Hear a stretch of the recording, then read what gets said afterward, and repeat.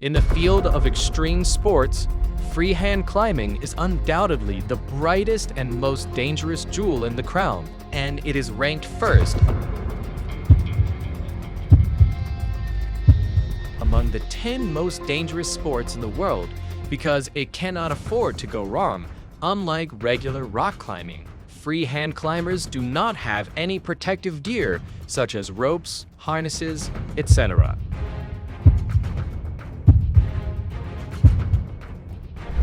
In the process of climbing, climbers not only have to deal with complex and changeable rock conditions, such as sudden smooth slopes and narrow rock crevices, but also have to deal with the harsh natural environment. The howling wind in the mountains can easily disrupt the rhythm of climbing and blow people's bodies out of balance. The rain will make the rock wall slippery in an instant, and the friction will be sharply reduced under the high temperature and scorching heat. Physical exertion is intensified, and the risk of dehydration is doubled. In the low temperature and severe cold, the fingers are numb and stiff, and it is difficult to exert force accurately. If a climber misses a cliff, he will surely die, so every climb is a gamble with death on the cliff. And in this extreme field, there is such a leader named Marc-André Leclerc in the field of freehand climbing. He was like a shooting star across the night sky, with his extremely pure climbing style to leave the world with a shocking light trail, but soon disappeared into the starry sky. Marc-André Leclerc was born in Canada in 1992, diagnosed with ADHD since he was a child. He was always restless in class. He was unable to concentrate, so his studies were like an insurmountable mountain for him. He climbed many mountains in his life, but he couldn't climb the mountain of study. Ordinary parents are probably worried when they see their children's problems, but his mother, Michelle, with her extraordinary wisdom and patience, has become the guiding light of Marc's life. For the sake of her son, Michelle resolutely quit her job, carefully taught him to read at home, and would take him into the depths of the forest in her spare time. There, mother and son explored the mysteries of various plants and observed the agility of birds and animals. Nature was like a treasure, quietly planting the seeds of love and curiosity in Marc's young heart. When he was 8 years old, a mountaineering book he opened by chance opened the door to his world of rock climbing. In the book, the heroic posture of those climbers who challenged the limits on the cliffs and conquered the peaks was imprinted in his mind, and his ardent yearning for mountaineering swelled in his heart. An experience in a mall gave him his first taste of rock climbing. When a climbing wall was set up in the mall, this novelty instantly caught Marc's gaze. He couldn't wait to put on his gear and touch the cold, hard rock wall for the first time. The moment he lifted his feet off the ground, an unprecedented sense of excitement and belonging came to his heart, a feeling that he still remembered as an adult. Little did the young Marc know that this would be the cause he would fight for all his life. After graduating from high school at the age of 16, Marc's life was once mired in confusion. He developed many bad habits and even used drugs, so he could not see the direction of the future for a while. Seeing her son become like this, Michelle, as a mother, was also very anxious. What could her son be able to do in the future? In fact, at this time, Marc already had a vague plan for his future. It was just that the idea was very dangerous. He didn't know if he could get his mother's support. That's right, his goal was rock climbing, but his mother didn't oppose his idea and chose to support it. Marc packed his bags and set out on a backpacker journey. He slept in the open wilderness and received food at the relief station. But even if life was so hard, he was able to regain his strength as long as he faced the rock.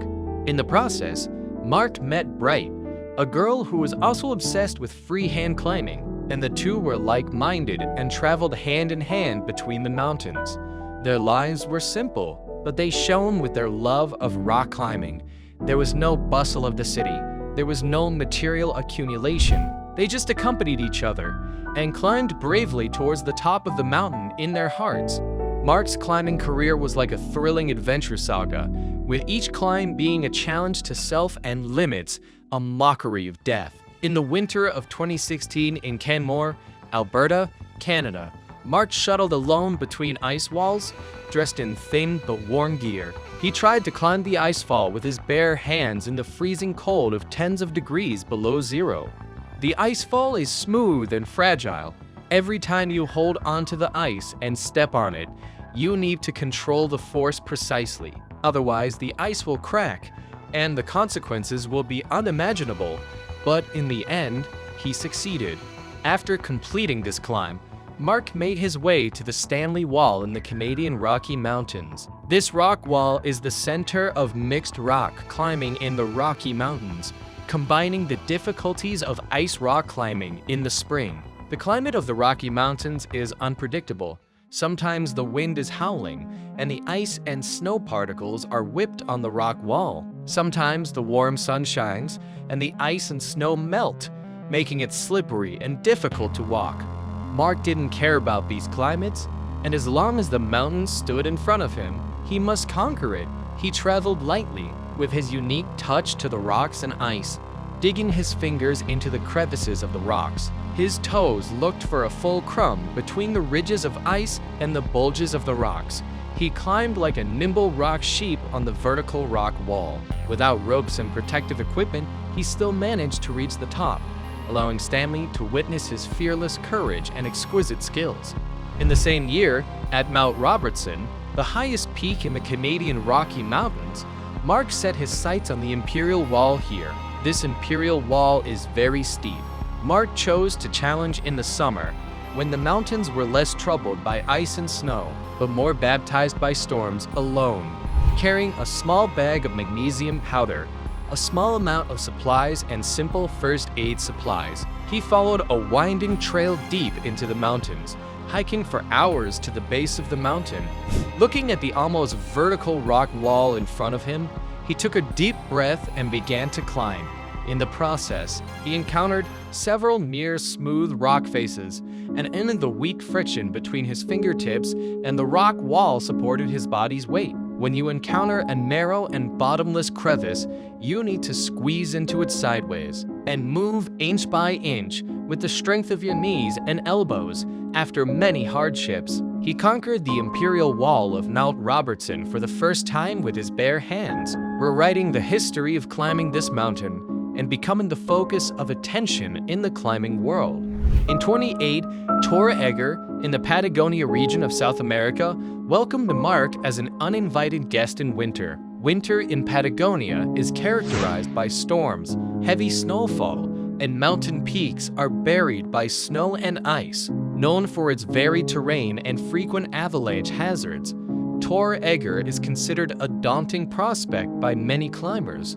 Oblivious to these dangers, Mark sailed through the snowy fields and braved the bitterly cold winds towards the peaks during the climb. He encountered an avalanche warning, and the snow under his feet loosened and made a dull sound. However, with his keen perception of the snowy mountains, Mark quickly found a relatively safe area to hide as he continued to climb. His fingers were numb from the cold, so he warmed his hands and regained consciousness for a short time before moving on. His face was tingled by the cold wind, but he didn't care. He only had the peak above his head in his eyes after several days of arduous climbing. He made it to the summit and became the first warrior to conquer Tor Egger with his bare hands in winter. It was a feat that shocked the entire mountaineering world, and his name was inscribed on the monument of honor in climbing. Marc-André Leclerc has made many remarkable achievements in the field of rock climbing and has also won many prestigious awards. For example, he has won the Golden Ice Axe Award several times, an award known as the Oscar of Mountaineering for those who have demonstrated exceptional skill, courage, and innovation in alpine style.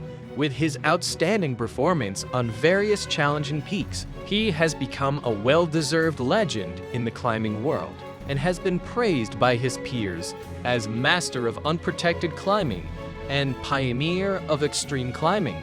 In 2018, Mendenhall, Alaska, was a sleeping white beast under the cover of a winter storm. Marc-André Leclerc once again set foot on the ice field to embark on a new challenge, But this time, fate did not favor the warrior again. At that time, he was preparing to challenge a wall of ice that no one had ever conquered.